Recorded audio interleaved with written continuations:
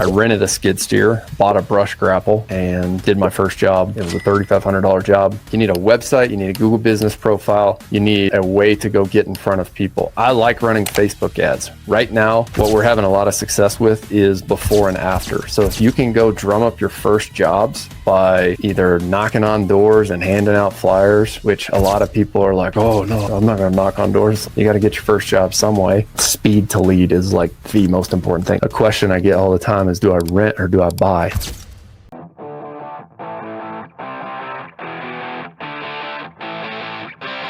Finally, we're having a ton of fun with this school group. It's school.com/owner ops if you want to go get some more free value. I've been documenting a bunch of things that we've used to grow our business. It's all in the free group.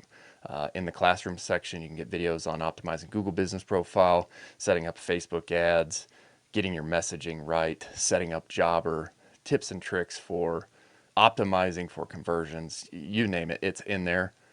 I would absolutely love your feedback and would love to meet you inside the group. You can join school.com/owner ops. That's SKOOL.com/OWNR OPS. Let's dive into the episode. For those of you who do not know me, I'm Austin. I have started Bear Claw Land Services. We've grown this business into a 7-figure business in a couple short seasons. We do land clearing for fire mitigation. We also do driveway grading out here as an upsell. And I started out with a skid steer.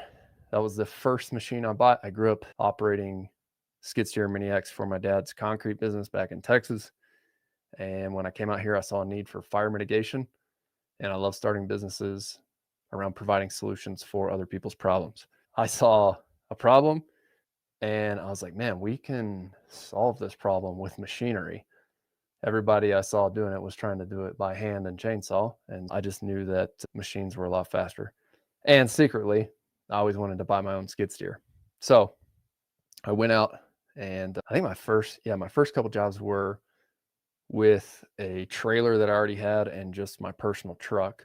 I rented a skid steer, bought a brush grapple, and did my first job. It was a $3,500 job. We cleaned out a bunch of juniper bushes underneath the undergrowth and then cut down a few trees and then hauled those trees off just using the trailer. And in the beginning, that's what my jobs consisted of. I just utilized the trailer, cut up trees, hauled them off, took them to either a slash pile at another contractor's yard. I just paid to dump it there, or took it out to the landfill and they have a big slash pile out there. At the end of the first season, I identified that there was enough demand. After the first couple jobs, I started a Google business profile, and that's what I encourage you guys to do. I see a lot of land clearing guys setting their Google business profile up as forestry service. I'm not convinced that's the best route to go. I set mine up as a tree service in the beginning, and it worked for us. And so that's my experience. So the first couple things you need whenever you're starting a land clearing business, what questions do you guys have? Started with a skid steer. It's a pretty simple business model, right? Like you need a website, you need a Google business profile, you need a way to go get in front of people. I like running Facebook ads. Right now, what we're having a lot of success with is before and after. So if you can go drum up your first jobs by either knocking on doors and handing out flyers, which a lot of people are like, oh no, I'm not going to knock on doors. You got to get your first job some way. And it's pretty easy to go get jobs if you just go hand out tons and tons of flyers. I recently got back from launching a land clearing business down in Austin, and this last winter I launched a snow shoveling business alongside Bear Claw.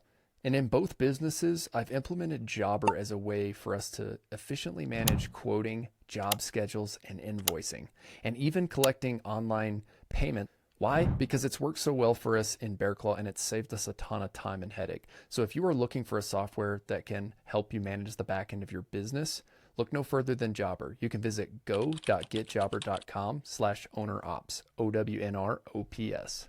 So I'm a big proponent of just printing off some simple flyers, going identifying your ideal target area. Where does your ideal customer live? You probably know that. If you don't already, go to Google Maps and just search around on the maps and find the 1 to 30 acre properties that are heavily forested, and those are likely areas that you should be targeting.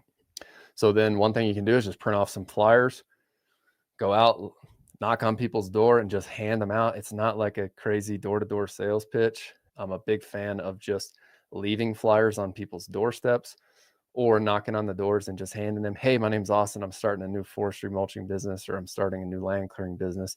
If you or any of your neighbors ever need this service in the future, my number is on this flyer. Give me a call. Sound good? And it's not like a sales pitch or anything. What you're simply doing is getting your name and your new business out in front of people. And you do that 100, 200, 300 times, and you're going to find your first job. And one thing that we are very adamant about is delivering 5-star service on every job. So in those early days, if you go set up a website and a Google business profile, you can over deliver on those jobs early on, and you should over deliver on every job. But in the first couple jobs, like, you absolutely have to deliver. What's up, Jerry? AI SEO. Jerry could just teach this masterclass right now. So Jerry's with Striker Digital. They crush our SEO for us. If you're in any other part of the US, highly recommend Striker Digital. They do a great job with SEO. Geez, we got 1 person from YouTube and 41 from X. I guess X is the place we need to keep doing this. All right. Okay. So if you go get those first jobs and you over deliver, appreciate you too. Jerry's a hustler. Jerry gets some stuff done. If you don't have a website, that's where you need to start. Just reach out to Jerry, reach out to the Striker team. Their websites are very inexpensive in the grand scheme of things. I highly recommend you pay for one of their SEO packages as well. What do I like most about land clearing? 1, it's a high ticket service, and 2, you get to operate cool and fun machines. I mean, you get to buy really cool machines, really fun machines. I secretly always wanted my own skid steer because I grew up operating my dad's skid steer. And yeah, they're just fun. It's super relaxing to operate. Like, you can get in this flow mode and you feel like you're just getting a ton done. And once you experience how much the machine can actually work and how much you can accomplish in a day, it just gets addicting, because you can accomplish so much more with machinery than you can just by hand. And yeah, it just becomes this really intuitive thing. Like, you just get to the point where you can operate really without thinking, and it's just all second nature, and everything's just one motion. And our lead guy, Josh, who runs our field crew, is an incredible operator. And he always talks about, just like, how do you let the machine do all the work, right? You're just there to guide it. And once you hit that flow with the machine, it just becomes a really fun process. And so in this phase of business growth, I'm actually behind the scenes a lot more in the office, and it's not as fun. Like, I secretly want to be out there in the field. The first couple of years of growing the business is really fun because you just get to be in the machine. You get to be doing sales, doing all the marketing. But I'll go back to where we left off there. When you're getting those first couple jobs, however you go get it, there's plenty of different ways. You can just post to Facebook. You can go in your local community groups. Jerry, what are you guys doing? I'm curious. Jerry, go ahead and post this in the comments. What do you recommend people do to utilize Facebook groups to go get their first couple jobs? I see you guys posting about this, or I see Bodie posting about this a lot too. And there are other people on X who do this really well. I like going straight to the people. I like just like shaking people's hands, looking them in the eye. Once again, I'm not like trying to do door-to-door sales. All I'm doing is trying to get the word out about our new business. So I, 1, identified our target neighborhood. 2, I printed off flyers, just went into that neighborhood. And then, like, anybody who's outside when you're driving around, I stopped, I got out, gave them a flyer, gave them a business card, shook their hand, just stop and shoot the bull with them, get to know them as a person. Hey, we're offering fire mitigation services here. If you or any of your neighbors ever need this, please give me a call. And then you're going to get your first job. Once you get your first job, it's time to over deliver and get the 5-star review. And then once you deliver the 5-star review, once you have your Google business profile set up, then the algorithm will start working for you. So deliver, get more jobs, get 5-star reviews, build a website, build a Google business profile, start building your social media channels. And every single job, you should be posting about it as well. And one thing I wish I would have known whenever I was starting that we're doing now is heavily targeted YouTube, where we just get on camera. Where's my phone? And like the other day, if you guys haven't yet, go subscribe to the Bear Claw YouTube channel. It's at Go Bear Claw, and you can see what we're doing. So like, I'll just go out to the field and I'll be like, hey, we're in Grand County. This is on an excavation project. Hey, we're in Grand County on an excavation project. And I get my field crew in the video, get our equipment working. And what I'm doing is training the algorithm or telling the algorithm what services we provide and where we're providing those services. And that targeted content, if you get good footage, you don't have to do any crazy edits. But what I'm really interested in right now, and I'm testing out, is creating like really heavily targeted YouTube content. So I did that last week for our excavation crew because we added a dirt crew this year. And I'll be doing that for our land clearing and fire mitigation crew this next week. So that's something you guys can do whenever you get the jobs. Just document it, pull out your phone. We live in the best time in the whole world to run a business, because if you know how to leverage digital marketing and social media, you can get more jobs. Like the algorithms will go to work for you. Let's see. I would recommend to join local Facebook groups where your target customers are and just provide a lot of value first so they know who to call when they need your service.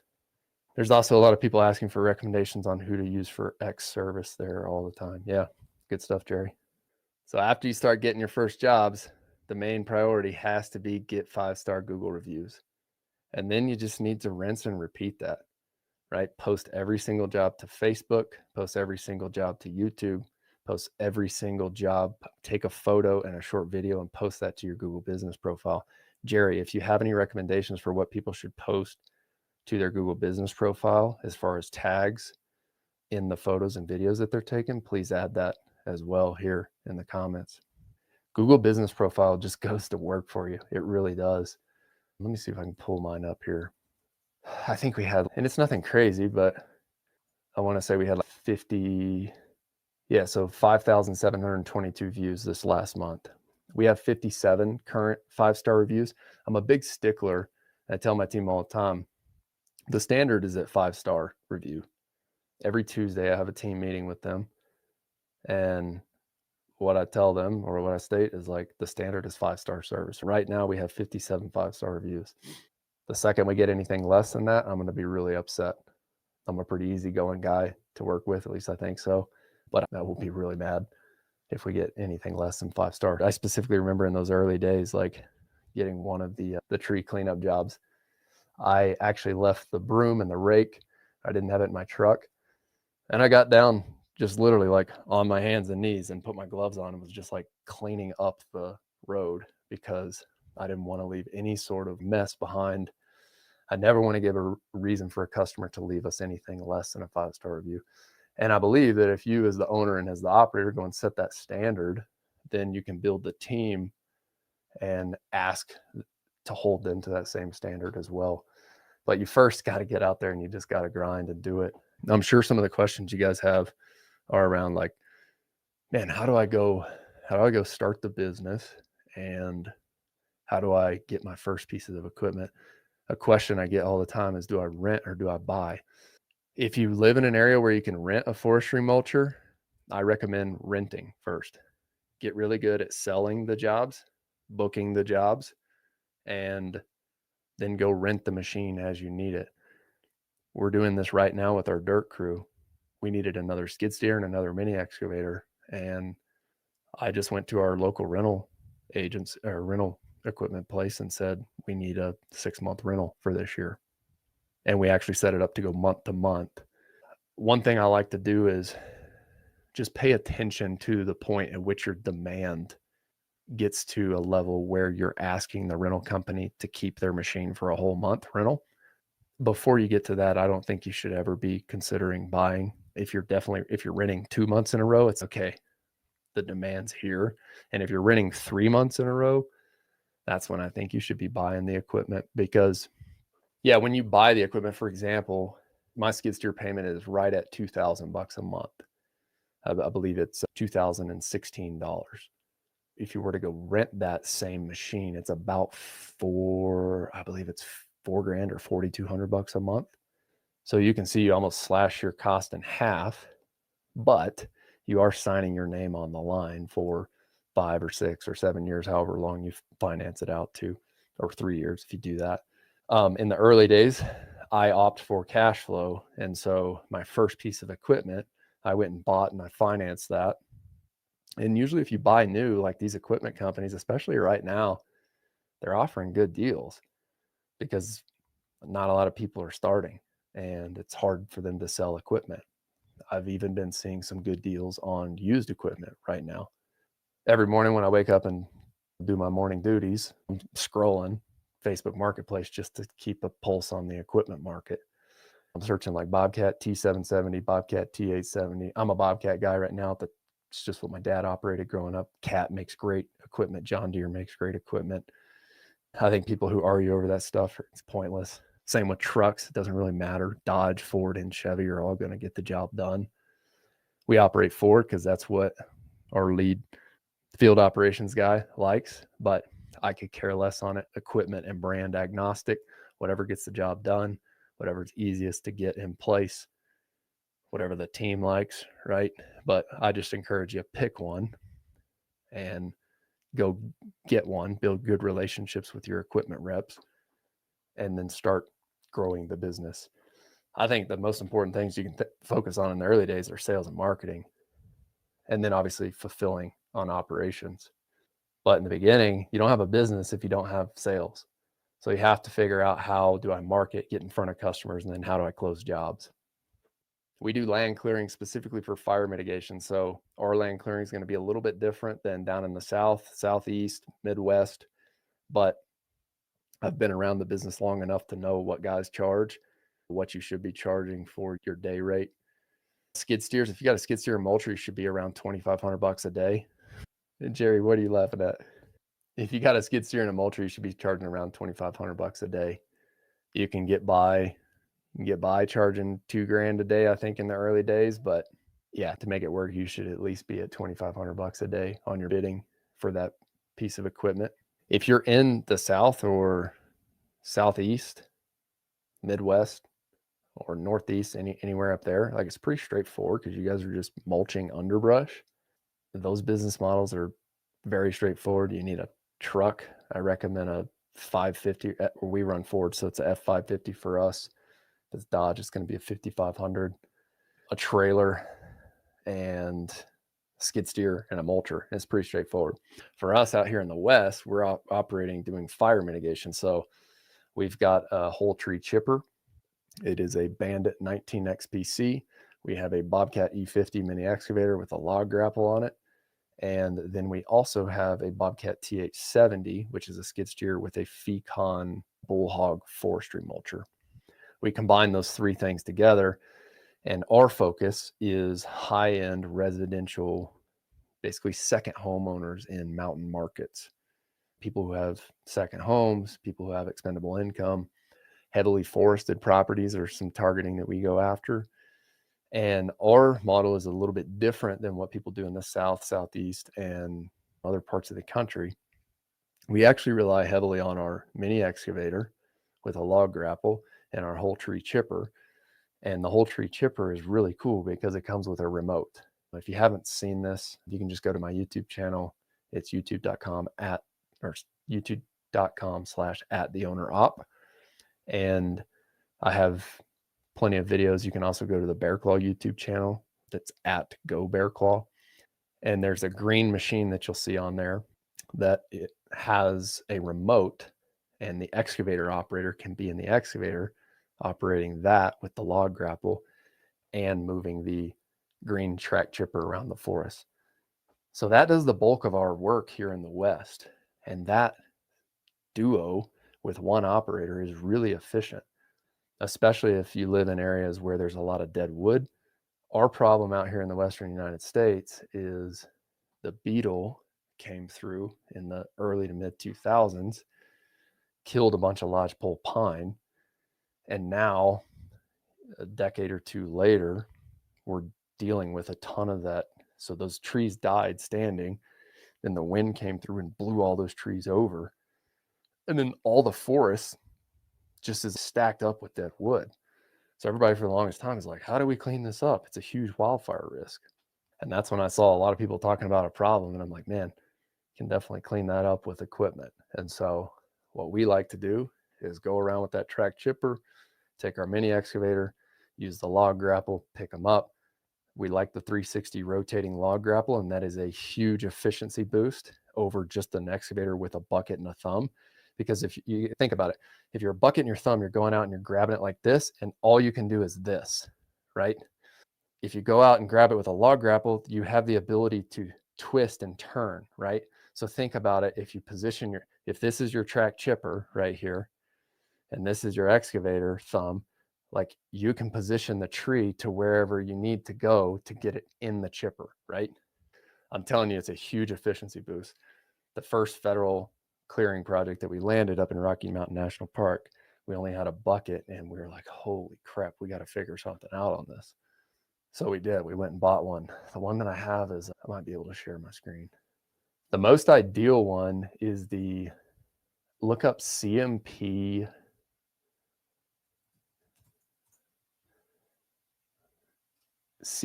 rotating grapple. Let me see if I can share my screen. My friend has this one over in Steamboat, and this thing is freaking sweet. Yeah, Hydra grapple, that's what they're called. This is like a I want to say it's like a $20,000 or $25,000 attachment, if any of you guys watch. But CMP attachments, Hydra grapple, this thing is freaking sweet for building boulder walls. You can see right here. Garrett Williams with G&M Outdoors up in Minnesota. I believe he's Big Lakes, Minnesota, or something like that. He's on YouTube. They've got an incredible operation. I've had them on the podcast a couple times, but man, they build the crap out of some boulder walls, and they make a lot of money doing it. And this thing is just super efficient. I had one of my friends who came in as a subcontractor on that federal contract. He just has a small excavation business in Steamboat. It was when he was getting his business started. He brought his Bobcat E60 over, and he had this attachment on it. And we just had him feeding the chipper the whole time because this thing is so nice. So you can dual purpose this thing for building boulder walls and use it on your forestry crew as well. These things are sweet. I was a little cheap in the beginning. I didn't want to spend the 25 grand. This was like year one. So what did I end up buying? KRP. Let me see if I can find it for y'all. Log grapple, KRPAN. Yeah, it was this one right here. So this is the one we have right here. So it's like a little under 2 grand, and you have to get this 3-ton rotator. So yeah, that looks better. I want to say it was close with shipping. It was like close to 3 grand. This one still works. The reason I don't like it that much is because it has a bunch of auxiliary hoses on it, and it's really easy to get pinched up. And until the operator gets used to it, you end up just blowing hoses or pinching hoses. And yeah, I remember last year we landed this job, sweet job, and we had that one on YouTube.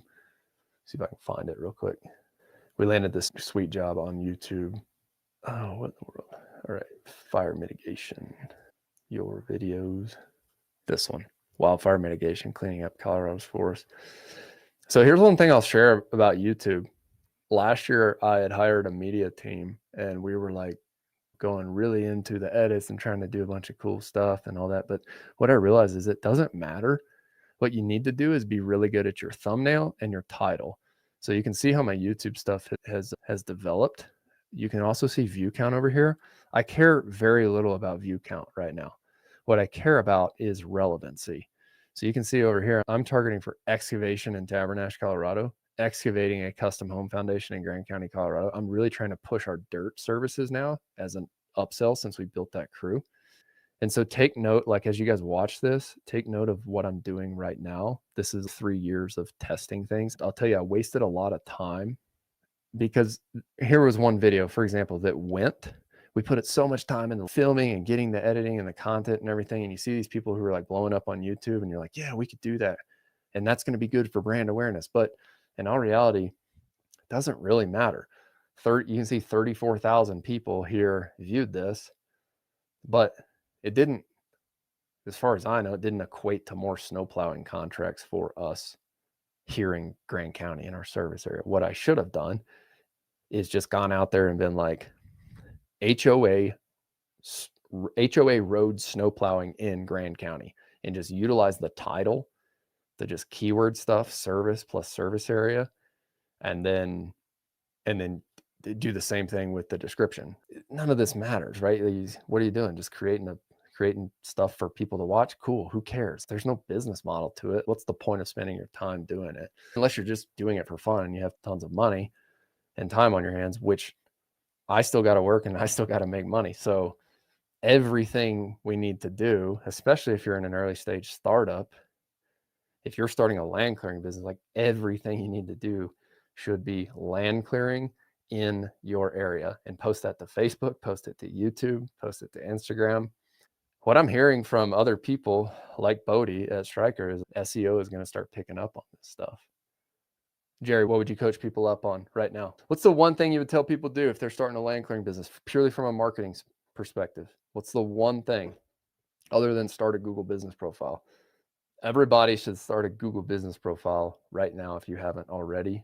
And if you don't have a location, like if you don't have a pin dropped somewhere in your town for your specific service, absolutely go get that done.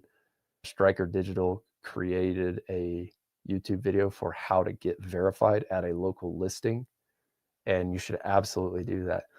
Now, I have a theory on this, and some people may agree, some people may disagree with this. I think it's very important that you think about the psychology of what your customer is thinking when they search for your service. All right, so I'll show you guys this. I strategically wanted our business to be placed on Main Street in our area. Why? Because all of the other businesses are right here in this district. So if a customer searches for our services and we show up, sorry, I need to go share my screen here. If a customer searches, all right, your services, and you show up way out in the boonies somewhere, and then if somebody shows up in like the professional business district of your area, I do believe that there's a psychological thing that goes on in that customer's mind. Like, oh, this is the professional business. And especially if they click on your profile and you have tons of 5-star reviews, you're boosting trust immediately in your customer's mind. That's a theory I have. That's the route that I've taken with my businesses whenever I launch. It's like, how do I go rent an office space that is centralized to the customers I want to serve, but will also show up in an area that looks like I'm a professional business immediately right out of the gate? One leg. What question? Do you have a land clearing business right now? Do you have a land clearing business? If you can hear me, I appreciate you giving me the feedback though on the audio. Hey, for any of you who are listening to this right now, I do have a school group that you can go join right now. It's for land clearing pros, or it's called Land Clearing Pros. No, but I'm looking more into helping businesses with that SEO. Okay. If you're interested in starting a land clearing business, go check out Land Clearing Pros. I just spun up this school group. I do have another school group called OWNR OPS, and that's for like general local service business startups. We talk more just like general business, like how to go do marketing, how to go build your sales system, how to do hiring. Yeah, so that's more just generalized. I wanted to start honing in on this land clearing stuff though, because I'm seeing a lot of people reach out about just asking for help on this. So I figured I'd just start creating some more content on land clearing.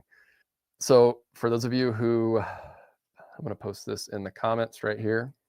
For those of you who want to get access to, I'm basically just going to be documenting all of my business SOPs, marketing systems, everything associated with building our land clearing for fire mitigation business out here. And I'll put that here in the chat. You guys can go to the chat and click on that if you want to jump in there. But let's keep riffing. If anybody has any questions, please ask them in the comments section. So whenever you're starting out, yeah, I believe it's important at a certain point after you figure out that there is demand to go get a reliable machine. The benefits of buying new, let's talk about that. Buying new versus used. Benefits of buying new are you can negotiate a warranty on your machine. So they're going to give you like 1, maybe 2 years right out the gate. Here's how you play the game. You go get a quote from Bobcat, then go find your Kubota dealer, then go to your Cat dealer. You go get your first quote. They're going to give you like whatever, $120,000 for the new machine. And then you say, here's what I want. I want to do forestry mulching. So I need you to give me a quote for, let's take Fecon. I use Fecon, and most people can, or most dealers can get that. I need you to give me a quote on a Fecon forestry mulcher. Which one? The Bullhog or the Blackhawk, either one are great. We go with the Bullhog because you can change out knives and carbides on it, and it's more general, all purpose. Get the right size for your machine. Your equipment rep should know that. Okay, I need a quote for a high flow skid steer. With Bobcat, it's either going to be the T770 or the T870. I would get quotes on both of those, and then I would get the quote on the forestry mulcher as well. Then you're going to get the quote from them, and then you're going to say, okay, thank you, sir, I appreciate it. Then you're going to go to Kubota, find the dealer locally who has the Kubota dealership, and then go ask them for their high flow skid steer and ask them to get you a quote on a forestry mulcher. I don't know if they can get Fecon, at least my dealer or our dealer out here couldn't. I don't remember what brand it was, like Lofness or something like that. So then Kubota is going to give you a cheaper price. I know it because they're always cheaper than Bobcat, or usually they are in my experience. So let's say you get a quote for 120K from Bobcat. Kubota is going to be at like 105, 108 or something like that. Then you're going to go back to Cat. You'd be like, hey, I would love to get a quote for a Cat 299 with a forestry mulcher. Then they're going to give you a quote on that. And it's probably going to be as expensive or more expensive than Bobcat. Then what you need to do is just wait. Just remember this, he who does not need to make a purchase has the most leverage. So just wait from Bobcat and Cat. Let them reach back out to you. All right. After you have the quote, you can say, okay, Mr. Equipment Rep, yeah, sorry, it's been a week or whatever. I'm really considering this Kubota right now because they came in at 105. Then they're going to be like, oh, well, let me see what I can go do. I'm going to play the whole used car game with you. And then they're going to come back and they're going to knock some price off the quote. And then it's not going to be close. And then you're just going to say, hey, I'm sorry, Kubota is they just gave me a quote for 105. So I need you at least match that. And just play the game with them back and forth until they get you price down. Once they get you the price, this is very important. So don't start, just know that you have to work this in sequence. Once they get your price down to where it's comparable to Kubota, I can't remember if mine ever got all the way down to it. I think maybe we got down there in price, but then I went back and I was like, okay, so I want a 5-year warranty. I'll sign on this deal if you give me a 5-year warranty. And they're like, oh, well, I can't do 5. Blah, blah, blah. And then you're going to settle on the 3 or something like that. And they're going to want to add a couple $1,000 back. So that's how you play the game with the equipment reps. You can go as long as you want, but at the end of the day, I recommend just at a certain point, once you've identified that there's 3 months of demand, just go. Or the other thing is, like in my area, I couldn't get the skid steer with the forestry mulcher. So I actually had to make an equipment purchase faster. My first season, I really only had 2 months of operating before the snow flew in, because I started and I think I had August, and it was like mid-August, I want to say. So I really had all of September, all of October in my first year before snow set in. And I was able to generate enough demand that I was comfortable before the end of the year to go pull the trigger on that purchase. And so what I told them was I knew I wouldn't be operating until the next May. And I said, I'll do this deal, but I don't remember the exact terms of the deal, but I did something where it was like, I want this delivered in May and I want my first payment to happen then. So then I spent that whole month, that whole winter putting together my marketing plan, refining my website. That's when I hired Stryker, and I was like, hey, I know SEO takes a long time. I need you guys to ramp up for land clearing, forestry, mulching, fire mitigation, that sort of stuff. And then we started optimizing the Google business profile. And by the next May, I think I haven't looked at the SEO terms recently because it's been so long since I've been in those weeds, because I trust Stryker so much and they do such a good job. But I think we optimized for brush control too, because that was a search term that that was just, it was just like nobody else was optimizing for. So by that next year, what I did over the winter was I called all the builders in the area who I could think of and property management companies. And I just told them, it's very similar to like Stump Guy Ties. If you guys follow him on X, his B2B strategy, like all he does is cold outreach to other tree companies. He picked one service. And guys, like the longer I've gotten in the business, the best businesses are one service, one avatar, and go after it and get that to 1 million, right? I think we got a little too fast out of the gate, like adding in dirt, but whatever, we're here and it's working. I think if I could go back and tell my first year self, just focus on fire mitigation and focus all your energy and effort on that. Because in year one, I was telling people like I would do driveway grading as well. And like I said, it worked out. I knew I was going to have a skid steer and I wanted to optimize for cash flow, right? If they'll pay me to do these fire mitigation jobs, then I can put that to work with forestry mulching. Great. If they need driveway repair, gravel driveway repair, I knew I could do grading. So I just started calling everybody. And I specifically remember calling builders and just being like, hey, I'm not trying to take your excavation work because I know you got your subs. I know you have your network. And the reality is they're not going to give you their excavation work for foundation if you're a solo guy in a skid steer. They're just not going to do it, especially like really high-end custom home builders. What they do need help with, though, is little odds and ends excavation stuff. So in foundations, building anything, you have these like weird time frames. So your excavation crew will come in, they'll dig the foundation, then your concrete guys come in, pour the concrete, or they do the forms on the concrete, then your excavation guys come back and backfill. But there are these weird inflection points where it's, oh crap, like I got the electrical guy coming and I need the trench dug from the house where the meter is going to be all the way out to the transformer or something like that. Or I need my gas line dug to tie into the main line, but we got to dig like around the house and do all this stuff. And the main excavator has already got his $1 million worth of equipment mobilized to another project. And they're like, I can't get to you until next month. So the approach I took was like, hey, I've just bought this skid steer and I just bought this mulcher. So I can do any sort of clearing to help get you guys in. I can also help you guys with little odds and ends like driveway grading, driveway repair. And one of the first couple builders I talked to was like, dude, I think you're onto something. He was like, if a guy just focused on driveway grading here with a skid steer, there's demand for that because everybody jumps into the big stuff because you see the big dollars, right? Especially once you get going and once you have more equipment.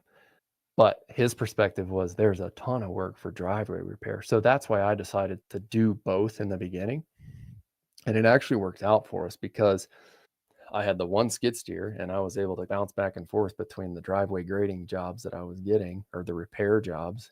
And really all it is like bringing in more gravel because you get potholes in these rural areas on gravel roads and people don't like potholes and they don't like ruts. So the pain, I love starting businesses around pains. And you can do this one with Facebook ads very easily. I'll see if I can show you guys a Facebook ad here. Let me see if I can pull it up. If not, I will, I don't know, get in this flow and I want to keep talking. So I'll just show you. You can run a driveway grading or a driveway repair ad.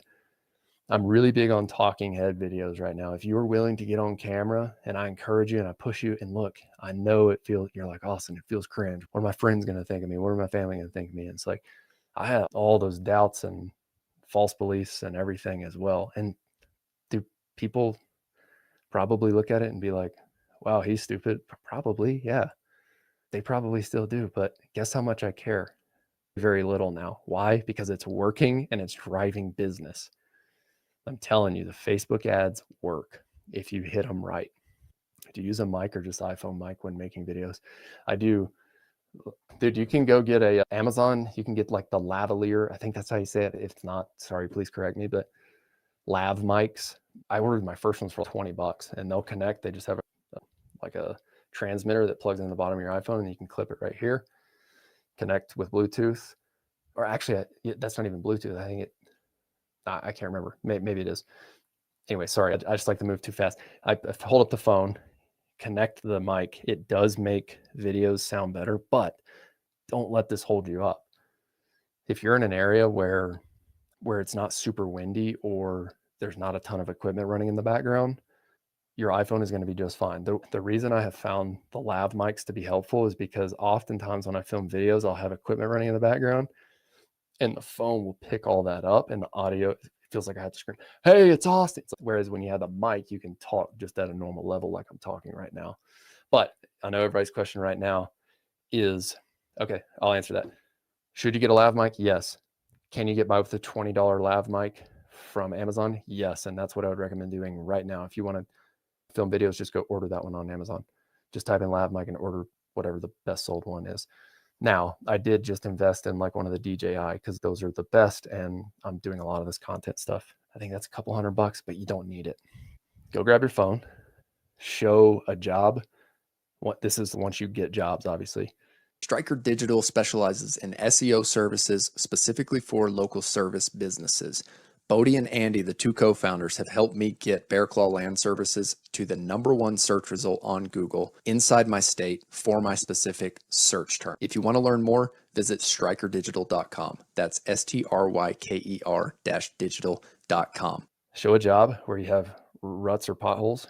No, I have a media team for the ads, media buyers. They do all the editing. But seriously, I can show you guys, and seriously, go join the just go join the school group because I'm going to be sharing a lot of this stuff in there. Right now, I'm just riffing. I don't have anything really prepared for this, but I have templates in there, Facebook ad templates, and then I'll show the ads in there, like how they're edited. And really, anybody can do it with a little bit of time. I'm of the mindset though that if you can just nail it inside the video, the edits aren't what is going to drive traffic, the format. And here's what I recommend. Does your driveway look like this? And then position it to where your face is in like part of the screen and the pothole is, or get a good angle on it to where it looks like you can see the potholes or see the ruts. Driveway look like this, and just get that shot right there and then go do the job, complete it, and then wait till you have it all buttoned up and then go film another one where and you want it to look like this, and then just splice those two videos together. If you don't know how to do it, literally just go on Fiverr and hire somebody to edit those videos. I'm sure there's somebody on X that you could just post where it's like, hey, I need somebody to do contract work for editing these videos. Here's what I'm going for right now. I can show you the example that we use, and you can just have someone like splice them together real quick for you. My point with this is I think a lot of people use mics and editing and all that stuff. It's just like they want to have it all figured out. What I encourage you to do, the most important thing you can do as an owner and as an operator is do this. Film the ad, right? Hey, does your driveway look like this? And you want it to look like that? For land clearing, here's what you should do. Go show an area or go find an area that has not been cleared. This is really nice to do after the job, okay? After you have an area that has been really nicely manicured right up against another area where your client didn't have you do this. Just be like, and what we did for fire mitigation, like I just found an area with a ton of dead wood stacked up and then an area that we had cleared. And I was just like, does your property look like this and you want it to look like that? Wildfires are a huge risk here in Colorado. My name is Austin. We're at Bear Claw Land Services. We offer fire mitigation services here in Grand County, Colorado. If you'd like to get a free estimate, our crews are booking up fast this year. Just click the link below and we will give you a call as soon as possible. Like something very simple like that, right? And I think people just radically overcomplicate this. What people want to know, what people want to see is before and after. Think about it this way. And I still fall into this trap, right? I catch myself talking about what we have done. The reality, the reason 126 of you are on here right now is because you guys want to know, do I have something that can help you? You don't really care about me or what I've done. Same thing goes for you. Your customer doesn't really care about you or what you have done, other than the fact that they just want to know what service you provide and that you're a real person. They want to know how you can help them. So showing them how you can help them, right? Does your property look like this and you want it to look like that? My name's Austin. I'm with Bear Claw Land Services. We offer fire mitigation here in Grand County, and we are offering free estimates right now for fire mitigation services. Our crew is booking up fast. Click the link below. Just get straight to the point. Tell them what they want or show them what they want to see, which is before and after. And that ad is going to generate some leads. I like Facebook form leads because it doesn't direct them off the page, but you also want to add some qualifying friction, meaning you want to collect, Facebook allows you to collect their name and email pretty quickly because their email is already attached. You want to get phone number. Address is really going to qualify people because the people who are not serious about it aren't going to give you the address. You will have a higher cost per lead with that. So you got to make that decision yourself. I like thinking about qualifying questions. How many acres are you looking to get cleared? When are you thinking about having this, or what's the time frame you would like to have this done? Are there any structures, or is there anything else on the land that you would like to note at this point? You just got to think about like the qualifying questions. If somebody's really serious about this, what are they going to answer? You want to give them a couple qualifying questions just to qualify them. Okay. And then once they get that, you need to have automations set up on the back end to where that lead information is going to get texted to you. It's going to get slacked to you. It's going to get emailed to you. We hit all of our channels, and I text it to myself. I text it to our sales rep. I text it to our Slack channels, and speed to lead is like the most important thing. So when you get that online lead, here's why I think the biggest mistake I think people make with Facebook ads is, oh, I tried Facebook ads and they didn't work. So how fast did you call your leads? And how energetic were you on the phone? Did you sound like most other contractors? Hello? Yeah. Were you in the machine? Hello? Yeah, let me call you back. That doesn't work. People are looking for a professional. And when you show them that you're a professional, meaning when they fill out the lead and you call them like right now, I'm telling you, and I tell our guys this all the time, it's like when I was doing sales, the answer I would get, wow, that was fast. And so if I didn't get that answer, I knew I was too slow. What was my response? Yes, our goal is to deliver 5-star service, and that starts right now. Could you tell me a little bit about your project and what you're looking to have done on your land? Then it's boom. Holy crap, this person called me as soon as possible. What are they thinking in their minds? I can tell you what they're not thinking. They're not thinking about who else do I need to go search for to find. That's the goal. Speed to lead is literally the most important thing in your business right now. If you can get leads and call them as soon as possible and book a site visit as soon as possible. In the early days, when you don't have jobs, this should be your absolute main focus. The one thing, I guess there's a couple things I would do. I would hand out flyers, like I mentioned earlier. If those of you who are joining late, like you can print out flyers, go find your target neighborhoods, demographics, put the phone number on there. Just go knock on doors and hand out flyers. Hey, my name is Austin. I'm with Bear Claw. We're doing fire mitigation. I just started this business. If you or your neighbors need any of this now or in the future, please just give me a call. Okay. It's a really non-pushy way to get the word out about your new business. So then what's going to happen? You're going to hand out 100 of those, and one person's going to call you, and you're going to get one job out of it.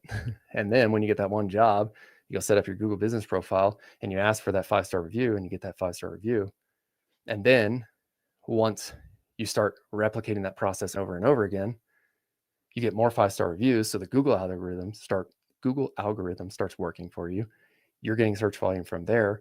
All the while, you're still handing out flyers, right? Because you don't have job number 2 yet. So go print out those flyers again and go talk to more people.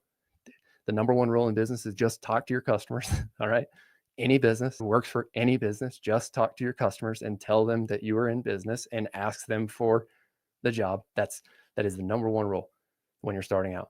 Tell the people you have this business and you provide this service and ask them to call you next time they need help with this. You do that 100 times, maybe you don't get a job. Go do it 100 times again. You have a better chance of doing it. I don't know if people are going to call you back or not. It's nothing I can guarantee. What I can guarantee you is that you increase your likelihood and your chances of getting more calls, the more actions and inputs you put in. That's what I care about. There's a difference in lead measures and lag measures when you set goals. I think way too many people are like, oh, I want to go build $1 million business. Sweet. What are you going to do?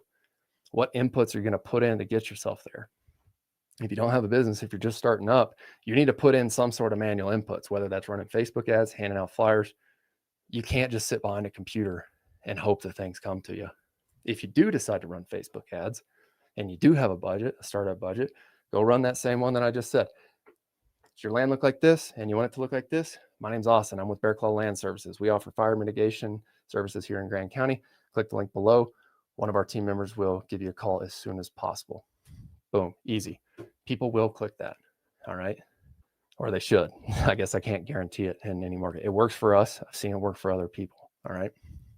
And that's a very basic ad. If you jump in that Land Clearing Pros school group, like I'll be sharing some more templates that you can go off of. I assume they want to see something real. Everything has been so edited so much, nothing feels real anymore. Yes, and I will tell you, this is why I'm doing these lives. This is why I don't have anything prepared. This is why I'm not doing any fancy edits where it's like OWNR OPS, right? You don't care about that. You care about, can I help you go make more money? That's what you care about. And I know that.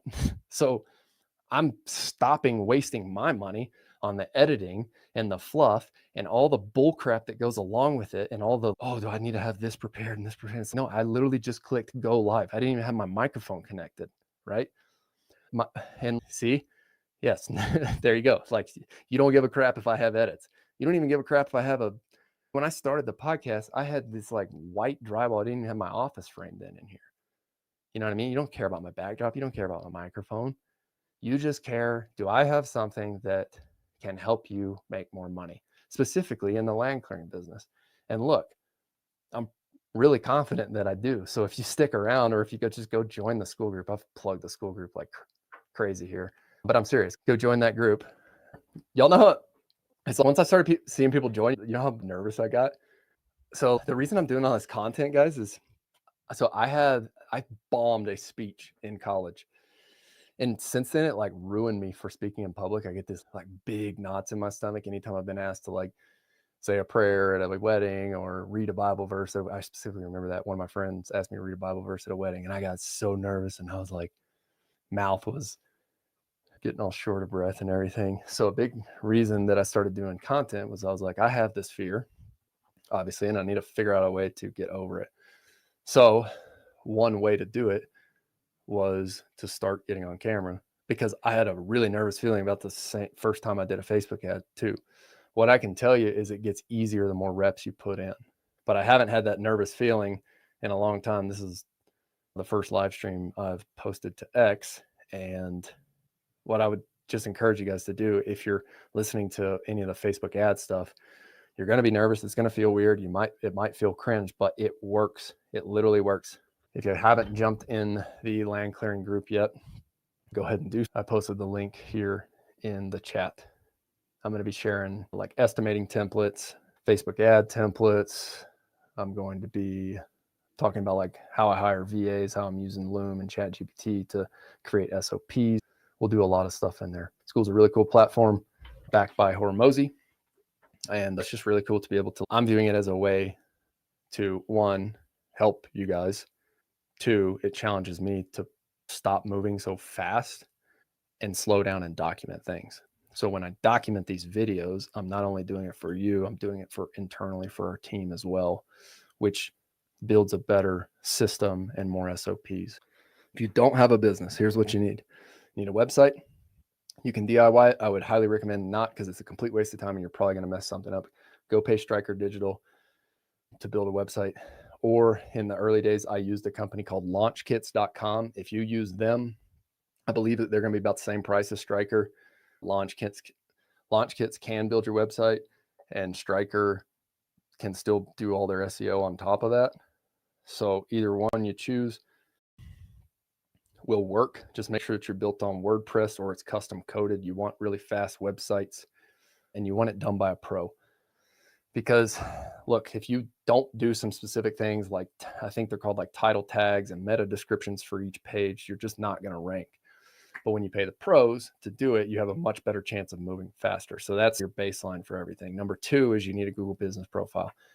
That's free to set up. We have resources for that. We will have the resources for how to set up the Google business profile. I have interviewed Bodie, one of the co-founders of Striker, and he has just showed, if you're starting new, here's what you need to do on your Google business profile: set up your services, set up your products, link back to specific pages on your website.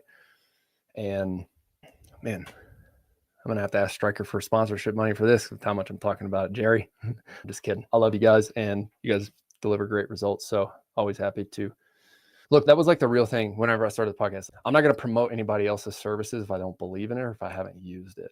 And so if it sounds like I'm getting paid by them right now, I'm not. If it sounds like I get affiliate commissions from them right now to build your website, I'm not. I just know that it works. And I know that if you just get out of your own way and hire the pro and practice delegation, one, you're going to be a better delegator, which is going to help you be a better business owner.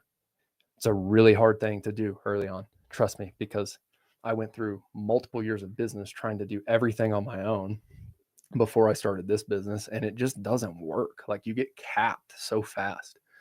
So the faster you can learn to find the pros and delegate to them and let them do their thing and get out of their way and stop trying to be the expert and think that you're better than everyone else at the different things, the faster you're going to move.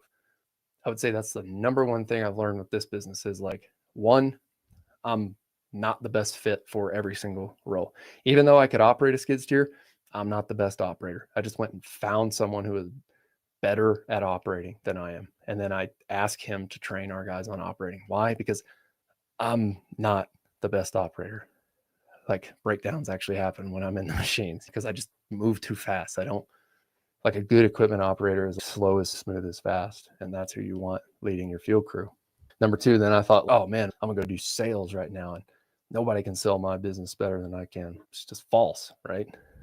I didn't have a process of winging it. I'm just like, I'm a trailblazer. I move fast. I go do things, but I don't really slow down to put processes to it. So when we hired a professional sales, somebody who had a professional sales background, like, he has a very structured process, and speed to lead is the start of that.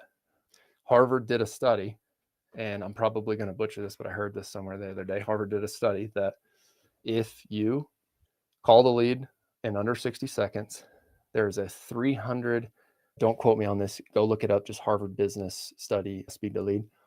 It was something like a 300% increase in your chances of turning that lead into a customer. If you wait 5 minutes or more, I'm going to butcher this. I just remember it was something drastic. It was something like your chances go down by 80%, 391%. Thank you. Do you know do you know what the percentage was in decrease if you wait 5 minutes or more for losing that lead? While he's pulling those stats, if that is a stat you can pull for us one-legged, that'd be great. While he's pulling those, I'll tell you what happens. If you wait 5 minutes, if a customer fills out a form on your website or from Google Business or Facebook ad, and you don't call them back and you don't acknowledge that you got that lead and you don't call them and book a site visit, guess what they're doing? They're going to competitor number 2, competitor number 3, competitor number 4. Why? Especially as Americans, we want it now. And especially as millennials move into the buyer's market. Like, right now we sell to, I would say 45 is the low end of our ideal customer in Bear Claws. It's mainly like 50 and up, 50 to 70-year-old people. They want it now. Just think as 30 and 40 people who are in the millennial generation. Dude, if we can't click a couple buttons and have it delivered on our doorstep within a couple hours, we're wondering what the heck is going wrong. Oh, this business sucks. Like, they don't have 1-day shipping, right? Think about how many people literally think like that in today's day and age, millennials and Gen Z specifically. As the millennials get into the people who are buying these higher ticket services, just think their expectations, right? If you're not on top of it, waiting 1 minute longer, it goes down to 120%. Waiting an hour drops it to 36%. It's incredible. Speed to lead is incredible. I heard recently through somebody else I was on a call with the other day that Hormozy is considering launching a business. I guess I shouldn't spread rumors I don't know about. This is just what I heard. Considering launching a business doing only speed to lead for local service and trade businesses. Why? Because traditionally we as a group suck at this. Why? Because most of us are out there in the equipment, like trying to cut down a tree or running a chainsaw or fixing the pipe leak. And hello, right? Or it's like you're right in the middle of something, you're really focused and you don't answer. Trust me, I've been there. The sooner you can figure out how to call your customers as soon as possible when you get the leads, the sooner you're going to start closing more jobs, especially if you're paying for Facebook ads or Google ads. We haven't even talked about Google ads yet. If you're in the Southeast or the South, like land clearing as a search term is a term. You can just bid on that one. There are some other terms too. I'm not a Google Ads expert. I pay a pro to do that for us as well. I try to look at things at this point in business. I just try to find the pros and get out of their way and let them do their thing. And I believe your job as the entrepreneur is to architect the system, put the pieces of the puzzle together. If you go find people who are really good at what they do and recruit them and pay them well and put them in the right seat and design a role that actually fits something that excites them. Here's one question I ask all the time. It's like, when I check in with people, it's like, where's your energy levels at? 0 being like, I need to like sleep right here, right now.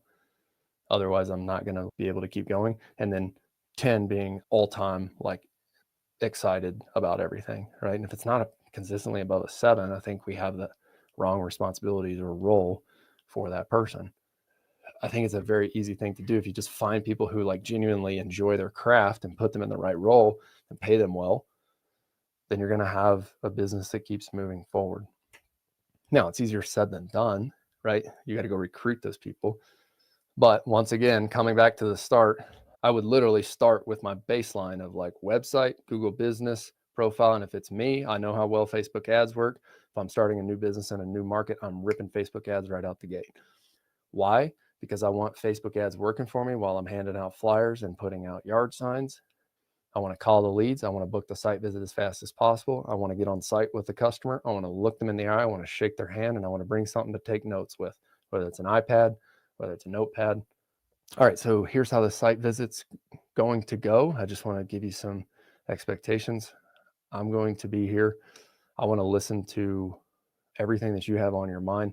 My goal here is to take as many notes as possible. So if I do look down at this iPad or if I do look down at this notepad, it's not because I'm not listening to you. It's just because I want to capture everything so that when I go back to put an estimate together, we have the exact estimate that you need for your services. Does that sound good? Yeah, perfect. So why don't you just show me your number one concern area? Why did you have me come out here? Boom, transition. Let them lead for a second, right? Then follow. Take notes as you go. How long have you been wanting to get this done? That's another qualifying question. This area has been bothering me for the last 5 years. So we get into all of this inside the school group as well. Like I have scripts for this. Getting in person with people and simply listening to their problems and taking notes is really, especially for 50, 60, 70-year-old people, if you show up as a millennial and do that, and you're not just like scrolling on your phone or anything like that, I recommend putting on do not disturb while you're on the site visit. Focus in on that person. Ask them questions about their job. Ask them why. Understand why they're wanting you to do this. Because then if you can understand why, you can understand the vision that they have for their property and you can understand its current state. And you just know that as a service provider, you are the bridge between their current state of their property and the vision that they have for their property. And if you understand that as a service provider, all you have to do is bridge the gap. Okay. You're currently here. This is how you want it to look. Photos speak a million words, especially in site visits. So I recommend putting photos of your really nice cleaned up properties on an iPad, showing those to your customer during your final pitch at the end of the site visit, right? Then I recommend sending a really fast estimate. The faster you can send the estimate, the higher your close rate's going to be. What you want to do as a service provider is eliminate the opportunity of that person going to the next contractor or searching Google for the next contractor. You want them leaving that site visit, and our sales guy talks about this all the time. I know when somebody's going to sign up with us because you can, as a salesperson, I guess I shouldn't say everybody should. Some people can feel that energy. Some people can feel whether people are going to move forward or not. You want to listen so well and take such good notes and deliver such a fast estimate that you cut down on the chances of that person going and searching Google for your competitor. And if you do that over and over and over and over again, you can build a really great business. Now, notice how we haven't talked about operations of this. If you don't know how to operate equipment, some of you are probably going to hate me for this, but it's like either you have one of two options. Either go find a different business to start if you don't know how to operate, if you don't have experience, or two, hire someone who does right out the gate. But you do have to know that like these pieces of equipment are dangerous. They're very powerful. You can mess things up really quickly. And I think what a lot of people see online is, oh, that's a sweet business model. You can charge $2,500 a day to go do this. And yeah, I think if you really want to start as an owner operator, it would be well worth your time to go work for an excavation company, just getting skid steer operating experience before doing this as an owner operator. That's personal belief. I was fortunate because I got to grow up running a skid steer for my dad. But yeah, I do encourage you guys, if you are going to get in the seat, know all the safety precautions that you should be taking. This is heavy machinery and it can mess things up really quickly. And the forestry mulching attachments can send debris. I think on the front of the mulcher it says debris can be sent up to 300 feet. It's like you send something through somebody's window and it can get bad real quick. So just be aware of that. All right. I appreciate you guys joining. I'll do some more of these. Any other questions specifically about starting, or if you've got a business, what do you need help with right now? Somebody's got to have a question. One leg, you got any more questions? Okay. I have heard that there is a 20-second delay in whenever you type the question and when it shows up. So I'm trying to give enough time here to make sure that I'm not missing anything before I wrap up. But I do appreciate y'all joining. What's the most difficult situation you've met and how did you solve it? What I've learned is there are inflection points at every phase of the business. When I hosted John Wilson, he's got the Owned and Operated podcast, and he's got Wilson Companies up in Ohio. They do plumbing, HVAC, electrical. He's got multiple different businesses. They do sewer and drain. He described it as there's a gut punch at different levels of the business, and the gut punch just keeps getting harder and harder, like that punch to the gut does. And what he meant, I went back and re-listened to that episode recently. He meant that whenever you are faced with a decision that you don't know which route to go or what the right answer is, it's a gut punch because you don't know how to make that decision. You don't know which one is right or wrong. And right now, we're in a phase where we've grown to one market, a decent sized business or like a decent sized small business. So we have a team in place. And the gut punch is, do we grow to another market or do we like optimize and build another crew here? The hardest piece about this business is the capital that's associated with it, or I guess the risk that you have to sign up for. So at each phase of building this business, that first one was whenever you buy that first piece of equipment, it feels like a lot. Oh man, it's $100,000+ skid steer and mulcher. I'm going to have a $2,000 a month payment. When you're a solo owner operator, you're like, holy crap, here we go. We're signing up for this. And I can specifically remember that. And I called my dad because he's bought equipment multiple times before. And I was like, oh man, I got the contract to sign right now. And I was like, I don't know if I should do it or if I don't. And he just asked me one question. He's like, do you need it to provide the service? And I was like, yeah. Do you have demand for it? I was like, yeah. Then do it. What are you thinking about? And I love my dad for that. He just takes action. He worked really hard. I have so much respect for my pops, but he just moves. He takes action. He doesn't overthink things. And I think there's a lot that we can learn from that. But that never goes away. I thought that, if I thought that, okay, we're finally over the hump on that first one, I remember my first goal was if I can just generate $40K a month, like I had it all modeled out. I'm like, I can hire one person in the field. I can hire a back office VA. I can pay for my skid steer. I can cover the insurance and all this, and I can generate X amount of profit. And I was like happy with that model. And I remember after we hit that, we started to get the demand for the bigger jobs, whereas like the skid steer and the forestry mulcher literally couldn't handle the volume of logs that we had to clean up. So then the next gut punch was I need a track chipper, but I can't feed the track chipper with the skid steer. You can with a grapple bucket. It's just not efficient at all. And like I see companies do it. I'm like, oh, you guys need an excavator. That's something I am really passionate about. I do believe our model right now for residential fire mitigation is dialed. It's the same model as if you guys watch V Belt and Son on YouTube. He does land clearing for fire mitigation out in California. I should actually have him on the podcast. It'd be fun. We do the same model that he does. It's like excavator or mini excavator with a log grapple, feed the track chipper, let that do the bulk of your work. And then you have the skid steer mulcher. I believe he has a Prime Tech, one of those dedicated mulchers, and come up and clean up. What we use our skid steer and mulcher for is clearing the initial path, clearing the initial working area if it's really thick. Then we get our mulcher, our chipper and our mini X in. We start feeding logs. Then we're chipping. We're either chipping into piles or chipping and broadcasting, depending on what the customer wants and is okay with. And then we use that skid steer to do like final cleanup. So it's a little bit different than the land clearing model down south or out east.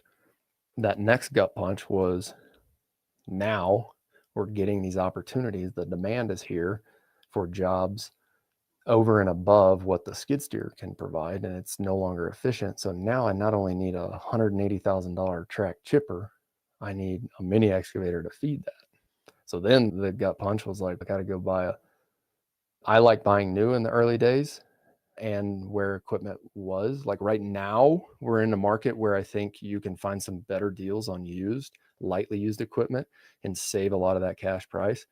And so I just told the guy I work with, Josh, the other day, it's like, I'm open to considering buying used right now, lightly used, because I'm seeing a lot of like better deals in this market right here, right now in 2025. And that just has to do with how these things go. But whenever I was ramping up during COVID, prices were high, everybody was buying equipment. There was no good deals on the used market. My perspective was, I need to buy new, get a warranty, and finance that to optimize for cash flow in the early days, keep the payment as low as possible so that I could reinvest in hiring the right personnel, in the marketing that we need to do, in the back office expenses, in the insurance and things like that. And that gut punch was that you now need a $100,000 mini X with a $180,000 track chipper. So then it's okay. That first gut punch was 100K, a little over 100K on the skid steer. And now we're talking like 280. So then at that point, this is getting real. I'm either in, like all in, or I'm all out. And so at that point, I feel like there are just these lines in the sand where you're just like, I'm either going to be a solo guy with a skid steer, or I'm going to actually build a company. And if I'm doing this, I'm going to actually build a company because I'm signing my name on the line for what feels like a lot to me. By the time it's all said and done, for this model specifically, in land clearing for fire mitigation, you got $500,000 of equipment. And if any of you guys are going to start a land clearing business and you're going to actually do this at scale or create any sort of significant business out of it, then you're going to have a couple skid steers, a couple mulcher, you're going to have an F550, you're going to have a gooseneck trailer. And depending on where you're at, if you're in the Western United States, you're likely going to just replicate the model that V-Belt and Son and I have built. So it's a significant capital investment, and that gut punch keeps getting higher, right? So same thing every single time. I don't know if this is the right decision or not. It feels like it's the right one, and I have to make a decision. So what I would say here is, when things feel difficult and when it feels like I don't know which direction to go. And Nick Huber talks a lot about this. When I had him on the podcast, he talked a lot about making decisions. And I do believe it's effective because you get one of two outcomes. You either succeed or you fail. But either way, you're going to move forward. This episode is brought to you by Dialed In Bookkeeping. Ben and his team provide bookkeeping services, job costing reports, and accurate financial information for the home services industry. If you're looking to keep your books up to date, visit dialedinbookkeeping.com/OWNR OPS. When you use this specific landing page, you'll get your first 3 months 50% off. But if you sit in that limbo phase of, I don't know, should we grow? Should we buy more equipment? I don't know. Should we buy the track chipper? I don't know, man. I don't know. I'm thinking about this. Don't be the guy who like goes to all your friends and your family and like, I'm thinking about buying this track chipper. And then 6 months later, it's thinking about buying this track chipper. Either do it or shut up about it. I've been that guy, right? Because like in the early days, you're just like so in your head as an owner operator. Should I do this? Should I not? I would just say, pick one side of the fence and jump off. Either do it or don't. There's really only one of two options. And what I've learned is the faster you make that decision, if you're going to grow, the faster you do actually grow. Because there is something, at least for me, like when I sign my name on that dotted line, I'm like, I know I got to generate X amount per month now. Our overhead and our equipment payments just increased by another, at that point, it's another $5,500 a month, right? So I know how much I have to generate to go make this thing work. And each time I've modeled that out on a spreadsheet, got really clear what I need to generate. And then if you haven't listened to the podcast with Sam Alsop, he's a roofing business owner who started with $50K of his own cash, and then he's grown that. I believe he's 30 years old and he does about $30 million of revenue. That's what they closed 2024 at. They've doubled the business every single year since he started. This year, his goal is 60 million. You want to know how? Because he starts with the end in sight, gets really clear on the number, and then he backs into the equation. Okay, if I want to do 60 million, how many leads do I need to get? How many jobs do I need to, or how many estimates do I need to send? How many jobs do I need to close? And yeah, just puts the numbers, and it's a very logical formula for him. And I think you can apply that same thing to any sort of high ticket service business. Like all business is literally sales, marketing, finance, operations, and hiring and firing. It's like you just figure out a way to get your business in front of people, figure out a way to sell the jobs, figure out a way to deliver great service on the operational side, and then figure out a way to hire great people to just fulfill that whole process. And to me, that's what a business is. It doesn't matter if you're selling roofs or if you're selling land clearing, but if you know how to back into the equation, then it gives you the confidence to make that decision. So if my monthly overhead or if my monthly equipment nut is going to be $7,500, how much revenue do I need to generate to go make this thing actually work for my family and I, for our team members and I? Because at the end of the day, the business does have to generate profit. Like it's got to actually make you money. Otherwise, you're just spinning your wheels and wasting your time. I love that backwards thinking. Let's see. Instead of homepage first out. Yeah. So anyone else listening to this, go listen to Sam Alsop's episode. That is I learned so much from it. Selfishly, like I love doing the podcast because I just get to learn from people who are smarter than me. And then I just go apply those learnings and principles into my business. Gosh, I've had a lot of fun doing this, guys. I appreciate y'all joining. I do have to get to the rest of my Saturday, and I wish all of y'all a great weekend. Right now, literally just created that group yesterday. Would love to have some of you in there and answer some of your questions, because as I think it will help you out, it also helps me out in return. And that's why I'm offering it right now. So go jump in that school group. I'll put it in the chat here. Yeah, for sure. Thanks for joining One Leg, and thanks for participating. Anybody else on here? I'll do more of these. Looks like X is the main platform to stream live on. Also going on YouTube as well. Okay. Thanks for joining, guys. Don't forget, work hard, do your best, never settle for less. We'll see y'all either on the podcast next weekend or on the next live stream. Thanks for joining.